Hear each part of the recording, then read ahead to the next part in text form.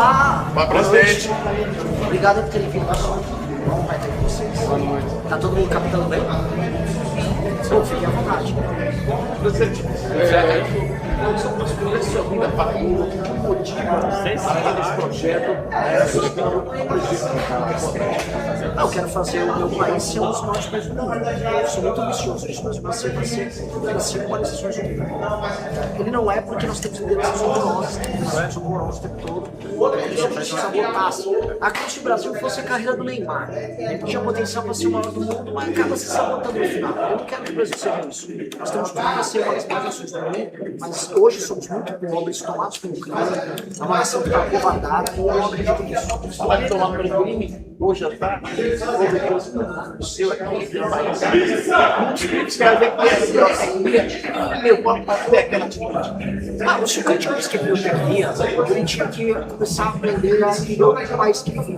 Porque barricada está por cima de todas as grandes campanhas do Brasil, o crime organizado está falando todas as nossas cidades, e ninguém quer falar do assunto que eu falo. Eu estou falando, eu vou destruir o crime organizado pela eleição. A gente, por exemplo, é um país de gente político preguiçoso, que vê uma favela e fala, a favela tem que ficar lá, vê o crime todo na região, é normal. Aqui o que eu descobri, uma das coisas mais bizarras, é a vice-prefeita com relação ao crime organizado. A vice-prefeita, desculpa, a primeira-dama com relação ao crime organizado. As pessoas normalizaram que você vai lá e tem uma relação com o crime poder entrar no bairro para futebol. Isso é um negócio horroroso.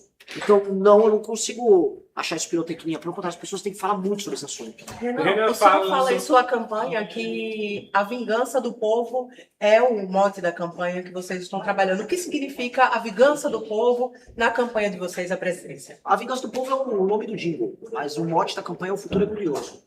A vingança do povo é basicamente a gente se vingar de quem tá ferrando a gente.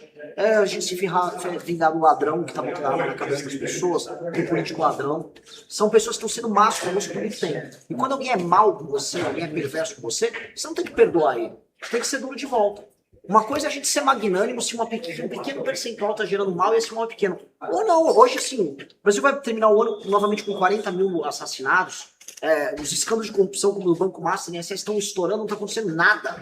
Tá todo mundo numa boa. O Alexandre de Moraes estourou o sigilo da fonte, que é uma premissa para a democracia, ninguém fala nada. Eu amei manifestação, as pessoas não vão porque as pessoas estão preguiçosas. A vingança do povo, mas tem alguém aqui no Brasil querendo uma vingança por esses caras, eu tô aqui para me vingar também. Renan, o senhor esteve em Cabedelo, aqui na Grande João Pessoa, quebrando algumas câmeras. Foi Santa Rita. Foi em Santa Rita, né? Que foi instalada pelo Comando Vermelho, segundo você falou. Foi uma desculpa te corrigir, é uma outra, chama Al-Qaeda. Al-Qaeda. Que é Nova Al-Qaeda. A pergunta é, o senhor foi com aparato de segurança para visitar esse bairro? Sim. Eu agora, por uma definição, inclusive, eleitoral, por conta das regras eleitorais, eu ando com o apoio da Polícia Federal.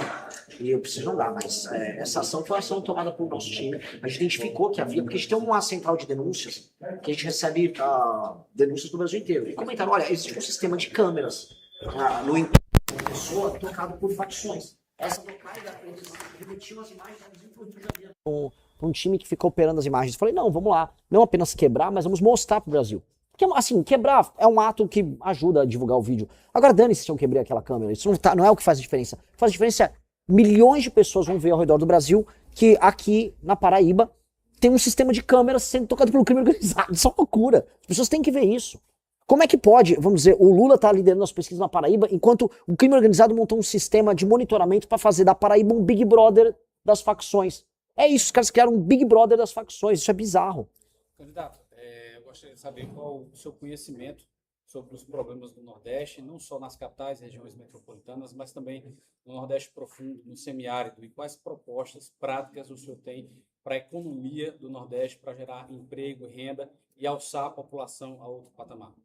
Olha, eu tive o prazer de, nessa pré-campanha, eu tô desde o final do ano passado, rodando o interiorzão do Nordeste. E quando eu digo rodar, eu rodei de carro o interiorzão do Nordeste. Eu tive o prazer, porque muitos preconceitos que existem na cabeça das pessoas que não conhecem o interior, e eu como um cara de São Paulo tinha uma visão turva sobre o interior do Nordeste, são desfeitos quando você conhece muita coisa incrível que existe. Eu peguei uma parte do semiárido, por exemplo, de Pernambuco, do Rio Grande do Norte. Primeiro, são lugares lindos. É um lugar que tem uma mística sensacional, tem um povo muito trabalhador. É muito diferente, por exemplo, de certas regiões do interior do Maranhão, que é outro tipo de clima, é outro tipo de paisagem e é outro tipo de problema social. Eu acho a região do semiárido muito mais rápida de resolver, mas muito mais rápida de resolver. Região com pequenas propriedades, com uma população agropastoral, com histórico de trabalho. O que nós temos que fazer é, destruição das oligarquias políticas locais, e eu falo isso porque as oligarquias políticas locais fazem um trabalho péssimo que mantém as pessoas na miséria, e uma coisa que eu chamo de lei de responsabilidade gerencial. A lei de responsabilidade gerencial é um projeto que eu criei que é base do nosso plano de governo. 20 a 30% do nosso plano de governo é sobre isso. E ele se baseia numa premissa que foi visitar os municípios pequenos, majoritariamente do interior do Nordeste, e ver uma lógica que não há, por parte dos agentes políticos, especialmente dos prefeitos, vontade em melhorar índices de educação, segurança e especialmente atividade econômica. Os prefeitos não querem trazer atividade econômica para os seus municípios, porque as pessoas vivem do assistencialismo e o prefeito vai, emprega uma pessoa aqui na prefeitura, emprega outra, aí tem um Bolsa Família ali, e aí ele fica tranquilo, porque o que interessa para ele é a compra de votos no período eleitoral, a derrama de dinheiro que vem pelo sistema de emendas do deputado que em geral costuma eleger esse prefeito. Ou seja, tem um esquema, tem um sistema de manutenção das pessoas na pobreza. E aí você não tem prefeito indo atrás, por exemplo, da Confederação da Agricultura, do Senar, para formar mão de obra para levar cinturão verde, para levar o agro organizado. É estatístico, tem até uma revista sobre isso. Quando a agricultura mecanizada e organizada chegou no oeste da Bahia, sul do Maranhão, sudoeste do Piauí, e o estado do Tocantins inteiro, a região do Mato Piba, eles mudaram toda a paisagem, as pessoas estão ganhando dinheiro nessa região. Então a gente tem que acelerar esse processo. Para falar uma coisa que também está no interior do Nordeste, toda aquela região de Petrolina, ali no oeste de Pernambuco, a paisagem econômica é completamente diferente. É como se o sertão de Pernambuco já tivesse cercado da região metropolitana de um lado, um pouquinho agreste e dali Petrolina. Ou seja, a gente tem que levar o desenvolvimento para dentro, tem que entrar ali. E é isso que nós precisamos fazer. E aí tem que ter uma ação política por parte do Estado para obrigar prefeitos a atuarem para gerar o aumento da atividade econômica, ser parceiros deles, levar a frente de trabalho, levar o agro organizado, levar o cinturão verde, criar zonas econômicas especiais, pensar que é uma coisa que nós estamos trabalhando, a ideia de um Nordeste como a Arábia Saudita da energia limpa para fazer data center, que nós vamos trazer a energia eólica, energia solar, que já está acontecendo, trazer as fazendas de baterias, porque você tem que ter as baterias para poder economizar essa energia e armazenar, e aí fazer uma coisa que já está acontecendo no Ceará, que são os data centers. Lá no Ceará, o pessoal da Casa dos Ventos trouxe o data center do TikTok, porque o Nordeste foi abençoado com uma coisa que é sensacional. Os cabos de fibra ótica chegam ali pelo Ceará, cabos dos Estados Unidos, para fazer conexão com o resto do mundo. Ou seja, é um hub para você produzir energia e colocar data center. Então, aqui são elementos para a gente ter indústria, para ter agropecuária e para ter geração de emprego. O Nordeste é como se fosse a última grande fronteira para geração de emprego para o Brasil crescer. Não é igual ao Centro-Oeste, é outro modelo, mas é fundamental resolver. Eu sempre falo, resolver o Nordeste economicamente é resolver o Nordeste politicamente. E resolver o Nordeste politicamente é resolver o Brasil politicamente. A gente resolve o nó. Inclusive o Brasil para de ficar separado nessas brigas norte e sul. Desculpa que eu falei muito, mas é que essa é uma questão muito importante. Agora, Pera, tem os outros. Candidato, quais os compromissos o seu governo teria com a Paraíba caso eleito? São os mesmos compromissos que eu tenho com os estados brasileiros nos problemas que tangem o estado da Paraíba. Aumento da atividade econômica, superar esse número gigante, acho que tem mais de 600 mil famílias que estão no Bolsa Família, a gente tem que ter mais famílias com atividade econômica formal, ou seja, seja CLT, seja MEI, seja qualquer modelo de contratação, as pessoas têm que estar trabalhando mais. Destruição do crime organizado. Vocês estão num caso, vamos dizer, meio diferente, que a Paraíba é um estado que está recebendo pessoas de outros lugares do Brasil que estão se mudando para cá, mas ao mesmo tempo também está recebendo comando vermelho, porque o bandido vê gente chegando, o bandido quer se instalar aqui. Então o combate ao crime organizado precisa ser feito de maneira muito dura, e a destruição de certas oligarquias. Tem grupos de famílias que administram a política da Paraíba há muito tempo, e isso nunca se resolve. Vocês precisam de uma administração pública nos municípios, especialmente no interior, melhor. Por isso que eu falei para o colega aí, sobre a lei de responsabilidade gerencial. Isso vai ter um efeito muito grande, econômico e social para o Estado. Candidato, o senhor falou um pouco sobre a questão das facções criminosas, que aqui na Paraíba é um fato que vem se notabilizando ao longo dos últimos anos, mas é uma realidade nacional que essas facções elas estão cada vez mais exercendo um controle territorial em regiões de todo o Brasil, e já não mais só em zonas periféricas, como antes se tinha uma visão de até certo costume na sociedade brasileira. Agora esse controle é realmente sobre a sociedade de modo geral. Você falou muito sobre essa questão da segurança, então qual seria o planejamento para, de forma urgente, reverter essa realidade que hoje as cidades e as grandes cidades brasileiras estão enfrentando? Aumento nas leis penais, ou seja, as penas para crimes violentos elas têm que aumentar drasticamente. Uma das principais, porque assim, eu vou te falar uma coisa. Aqui, por exemplo, a taxa de homicídio a cada 100 mil habitantes, acho que, é próximo dos 30 homicídios a cada 100 mil habitantes. Me corrijam aí os jornalistas fazer os seus fact-checks, mas é por volta disso. É maior do que a média nacional. São Paulo tá a casa de 5 a cada 100 mil habitantes. Agora, uma pessoa em São Paulo e uma pessoa aqui na Paraíba se sentem igualmente inseguras. Porque o que tá pegando todo mundo é o número de assaltos. Os assaltos são a mão armada. É um bandido que põe uma arma na tua cara pra levar um celular, pra levar uma aliança, agora virou moda roubar aliança também. Ou seja, um assalto à mão armada, a pessoa tem que ser punida igual em outros lugares, outras democracias fazem. 30 anos sem progressão de pena. Ah, mas não matou. Dane-se. Botou uma arma na cabeça de uma pessoa, essa pessoa virou um juiz da tua vida. É como se ele pudesse determinar se você vive ou se você morre. Quem deu a ele esse direito? Então nós temos que punir de maneira correta certos crimes pelo peso que eles têm. Uma mulher que tem uma arma apontada na cara dela, pra roubar um celular que seja, ela fica traumatizada. Minha mãe foi alvo de 2 sequestros relâmpagos.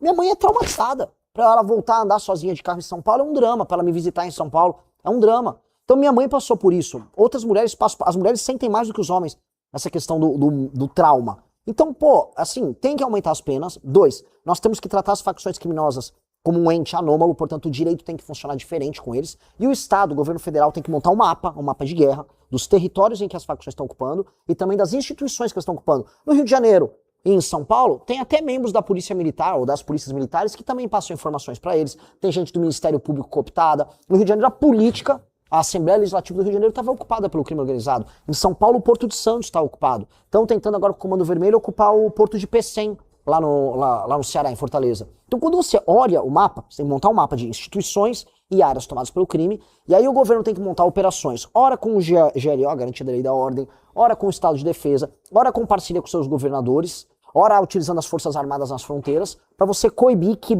cortar os nódulos que fazem eles faturarem muito, tomar os territórios que estão na mão do crime, e no máximo um ano a gente libertar o Brasil. Porque a gente está virando um narco-estado, mas está virando um México, uma Colômbia, e não é legal viver num regime desses. Esse é um regime que, se eu for falar isso numa próxima eleição, daqui a 4 anos, eu serei morto. Eu já estou recebendo ameaças. Eu tenho certeza que quando todas as pesquisas me botarem com mais de 10%, uma facção como o PCC, que é muito organizada, vai falar, preciso matar esse maluco. Porque é isso que esses caras pensam. E na Colômbia já rolou isso, a morte do Galán, que era um candidato a presidente da República final dos anos 80, foi isso. Morreu na mão da turma do Pablo Escobar. E eu acho que a gente tem que começar a tratar no Brasil as coisas dentro dessa perspectiva. Nós estamos virando, sim, um narco-estado. É uma questão de tempo. O processo todo está acontecendo. E como vai desenvolver sua campanha frente a candidatos que já têm experiência nas urnas, né? Como chegar mais no país? Falando a verdade, eu não vou abrir concessão, não vou mudar um A no meu discurso. Um A. E eu acho o seguinte, se tem uma pessoa em 2026 que acha que, não, o Lula é a esperança para uma coisa, essa pessoa é maluca, é uma irresponsável, essa pessoa está sendo uma completa imbecil. E eu tô falando, em 2026 não dá pra apoiar o Lula, a pessoa tem que acordar pra vida. Ah, mas e o Flávio Bolsonaro? É sério, um cara que é envolvido em todos os escândalos de corrupção, e ele é tão corrupto, que ele tem medo de vir a público se defender. Tem um debate que vai acontecer esse domingo, ele não vai. Não sei se os colegas da Band, de vocês estão aqui, mas assim, o pessoal da Band chamou, aí o cara não vai. Aí ele vai falar, eu sou muito corajoso. Quer dizer, é corajoso pra falar que vai enfrentar o crime, não sei o quê, diz que vai enfrentar o Xandão, o Lula, mas não tem coragem no debate. O Lula também não tem. Eu acho isso patético. Então o que eu falo para esses eleitores é acordem pra vida. Se você não tiver... Todo brasileiro fica reclamando que os políticos são corruptos e que a vida não melhora. Aí vão lá e voltam nas mesmas pessoas. Se a gente ficar fazendo isso pra sempre, estamos ferrados. O seu plano de governo fala em estabelecer o direito penal do cidadão e do inimigo. Esse entendimento o Supremo pode derrubar. Caso Não. o Supremo derrube, que a última palavra da Constituição é dele, você recorre, não cumpre, qual vai ser a sua posição? Vou ser bem claro, o direito brasileiro ele já contempla muitos elementos do direito penal do inimigo. Lei do abate, que está prevista na legislação brasileira há muito tempo, quando um avião entra no território brasileiro, por exemplo, um avião com drogas, e a Força Aérea Brasileira pode abater ele. Isso é direito penal do inimigo. O GCRIM normal, que tem em todas as cidades, o GCRIM traz elementos de direito penal do inimigo. A lei antiterror no Brasil é direito penal do inimigo. Você tem a tutela diante de um risco iminente. A lei que foi utilizada agora no julgamento dos crimes cometidos no 8 de janeiro, ela é baseada no direito penal do inimigo. Portanto, o que eu estou falando de direito penal do inimigo, inclusive a lei antifacção que passou agora no Congresso Nacional, ela é direito penal do inimigo. Então, na verdade, o direito penal do inimigo já foi contemplado pela legislação brasileira há bastante tempo. Isso já acontece e não é nenhuma novidade. Talvez esteja se referindo a uma declaração que eu dei num podcast, que depois eu fui na Globo News e falei com a Natuza, do não cumprirei decisões ilegais. Muito simples. Vou criar um caso aqui. Vou atuar ali em Santa Rita para pegar o pessoal do, como é que chama? Da Al-Qaeda, Nova Al-Qaeda. Tô fazendo uma operação. Tô libertando a população, tô pegando o depoimento das pessoas sobre o caso, falando com as testemunhas. Aí de repente vem um despacho ali do Xandão. Devolvam a Nova Al-Qaeda, para essa operação, deixa aí essa região solta. Eu vou falar com a AGU. AGU, eu tô no estrito cumprimento da lei? Sim, você está. A AGU é a Advocacia Geral da União. AGU, Eu cumpri algo que é inconstitucional? Não. Então por que eu vou colocar toda aquela população em risco, os policiais em risco, os agentes federais em risco, porque o Xandão assim o quis? Eu não vou cumprir. Aí eu recorro lá no STF, mas eu não vou parar uma operação, eu vou devolver uma área pro crime, porque o ministro do Supremo resolveu acordar de mau humor e dar uma canetada. Vou dar um exemplo agora. Deveriam cumprir o que ele fez agora com a imprensa. O Alexandre de Moraes, ele acabou com o sigilo de fonte. Isto é assim, não existe isso em democracia. Se acabou com o sigilo de fonte, acabou o trabalho de todo mundo aqui. Aí veio o Flávio Dino falar pra todo mundo que não, você pode ter sigilo de fonte se tiver diploma de jornalista. Oi? Isso é loucura. Deveria ser cumprido isso? Ah, vamos cumprir então. Então tudo bem, vamos cumprir. Vai todos os jornalistas brasileiros presos. Isso é uma loucura. Então assim, quando os caras cruzam a linha em cláusula pétrea, nesse caso era cláusula pétrea, a gente fala, pera, eu tô vivendo num regime ditatorial. E eu, como presidente da República, não vou aceitar transformar o meu país numa ditadura. Mas, presidente, o senhor defende a regulamentação da profissão dos jornalistas? Ou o senhor é contra a obrigatoriedade? Não, eu acho. Não. Acho que a forma como tá hoje, que você não é obrigado a ter o diploma, tá tudo bem. Não vejo problema nenhum. Hoje existem grandes jornalistas brasileiros que não têm diploma, e você não precisa ter o diploma para exercer o papel de informar. Eu não acho que você tenha que criar essas hiperregulamentações para tudo. De maneira alguma. E o jornalismo brasileiro está funcionando. Então não é essa a questão toda é manter o sigilo de fonte, que é uma premissa para a existência não só do jornalismo, mas para a existência da democracia. Sem sigilo de fonte, você não tem um regime aberto. Isso tem uma avaliação do STF? Não, outra pergunta. Isso tem uma avaliação do STF? Tenho, eu acho que o STF tá uma porcaria. Não tem muito o que dizer. Eles custam caro, estão descompromissados com o Brasil, estão passando por cima das prerrogativas dos demais poderes e estão envolvidos em escândalos de corrupção, pelo menos a maior parte dos ministros. Não me parece o melhor momento da Suprema Corte. Pessoal, muito obrigado. Valeu. Pessoal, obrigado. Valeu. Pô, obrigado. E aí, galera, bom? Bom? Tamo junto? Bom?